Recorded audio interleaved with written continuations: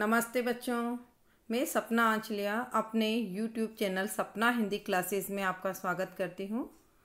हम अंतराल पाठ्य पुस्तिका का पाठ 1 अंडे के छिलके एकांकी पढ़ रहे थे।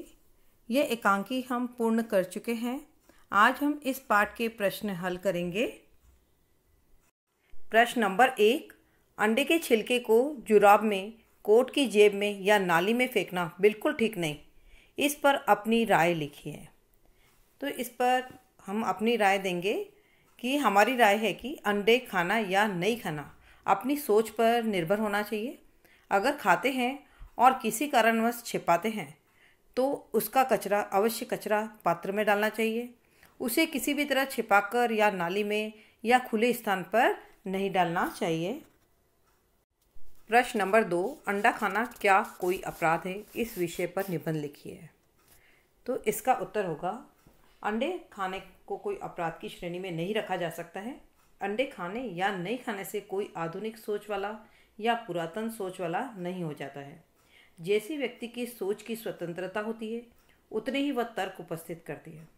अंडे खाना है या नहीं खाना है, अंडा मांसाहारी है या शाकाहारी है, यह सब व्यक्ति की सोच पर निर्भर करता है। जिस तरह से हमारा भारत देश समन्वयशील देश माना जाता है, अन्य देशों की परंपरा व संस्कृति को सहज ही अपना लेता है, किंतु यह भी उतना ही सत्य है कि प्रत्येक व्यक्ति की स्वतंत्रता उसके स्वयं के संस्कार व विचारों पर निर्भर करती है। प्रश्न नंबर 3, पराया घर तो लगता ही है भाभी। अपनी भाभी भाई के कमरे में शाम को परायेपन का एहसास क्यों होता है? उत्तर होगा, श्याम के भाई गोपाल की शादी नहीं हुई थी। उस समय गोपाल का कमरा अस्त व्यस्त रहता था। कमरे का पुराना अव्यवस्थित स्वरूप श्याम को अपना लगता था। उसने आरंभ से ही कमरे में सामान को जगह जगह बिखरा देखा था। अब वीना ने व्यवस्थित तरीके से सब चीज़ों को रख दिया है। कोई सामान इधर उधर बिखरा हुआ नहीं है। वह सुसज्जित और साफ सुथरा दिखाई देता है। कमरे का यह नया रूप श्याम को अपरिचित सा और पराया सा लगता है। प्रश्न नंबर 4, एकांकी में अम्मा की जो तस्वीर उभरती है, अंत में वह बिल्कुल बदल जाती है। टिप्पणी कीजिए। इसका उत्तर होगा, इस एकांकी के आरंभ में अम्मा घर की बड़ी बूढ़ी महिला होने के नाते घर पर नियंत्रण रखती हैं। वह अपने परिवार को अपनी परंपरा के अनुसार जीवन यापन करने के लिए निर्देश भी देती है। किंतु जब परिवार के लगभग सभी सदस्य अंडे खाते हैं, परंतु वे अंडे खाने की बात को किसी न किसी तरह अम्मा से छिपाते हैं। परिवार की सबसे बड़ी बहू राधा, वह भी अम्मा से छिपकर चंद्रकांता उपन्यास पढ़ती है और वह यह भी स्वीकार करती है कि वह माँ जी के सामने ऐसी पुस्तकें नहीं पढ़ सकती।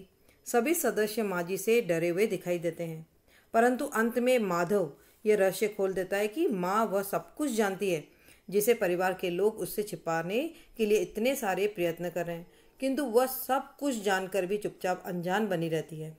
तो अम्मा की पूर्व में उभरी हुई जो छवि थी, वह पूरी तरह एकांकी के अंत में बदल जाती है। वह जिम्मेदार, समझदार व नए विचारों को चुपचाप बिना विरोध के स्वीकार करने वाली प्रसन्नचित्त नारी के रूप में प्रकट होती है।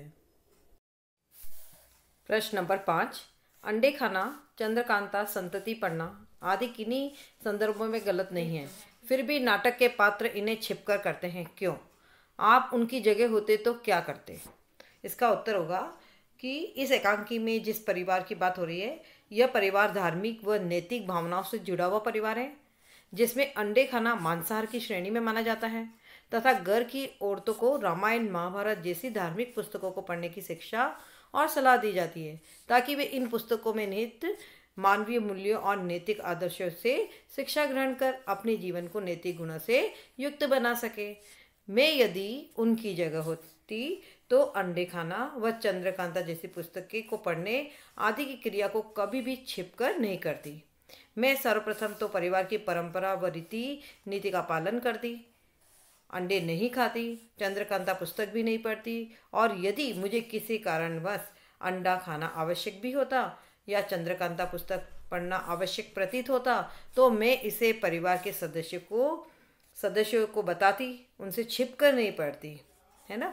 मेरी दृष्टि में परिवार के सदस्य से छिपकर ऐसा कार्य करना तो परिवार की परंपरा और रीति नीति के विरुद्ध है, इसलिए उचित नहीं है। प्रश्न नंबर 6, राधा के चरित्र की ऐसी कौन सी विशेषताएं हैं जिन्हें आप अपनाना चाहेंगे? इसका उत्तर होगा कि राधा इस परिवार की सबसे बड़ी बहू है। वह परिवार की परंपरा, मान मर्यादा एवं रीति नीति के प्रति सजग है तथा इन्हें निभाने के लिए कटिबद्ध दिखाई देती है। वह अपनी सासू जी की भावनाओं को ठेस नहीं पहुंचाना चाहती है, इसीलिए वह चंद्रकांता जैसी उपन्यास पढ़ने की अपनी इच्छा को छिपकर पूरा करती है। वह अपनी सासू जी के प्रति पूर्ण सम्मान और आदर का भाव भी रखती है और अपने देवर के प्रति स्नेह का भाव भी रखती है।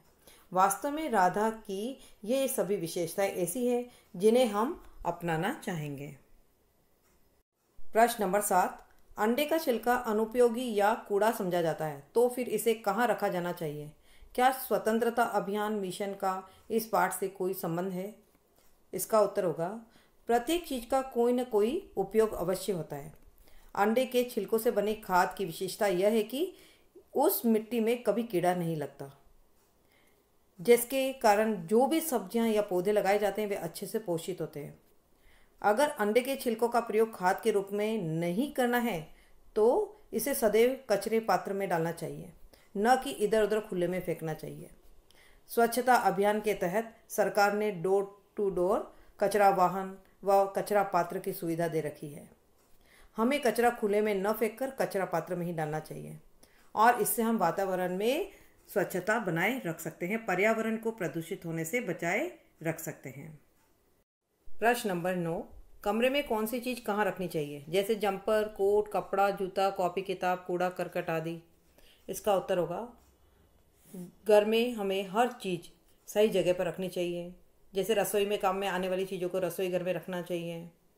उसी तरह जंपर, कोट, जो कपड़े हैं उन्हें अलमारी या दीवार या दरवाजे के पीछे बनी खूंटी पर रखना चाहिए। घर में किसी कोने में या जहाँ जूता रेक रखी है वहाँ जूते रखने चाहिए। कॉपी किताब स्टडी मेज पर या किताबों की अलमारी में रखना चाहिए। कूड़ा करकट जैसे अंडे के छिलके, फलों के छिलके इत्यादि कचरा पात्र में डालना चाहिए। हर छोटी बड़ी चीज़ों की जगह निर्धारित होती है और उनको उन्हीं की जगह पर रखने से ही कमरा व्यवस्थित रहता है। व्यवस्थित जीवन ही व्यक्ति के व्यक्तित्व का विकास करता है।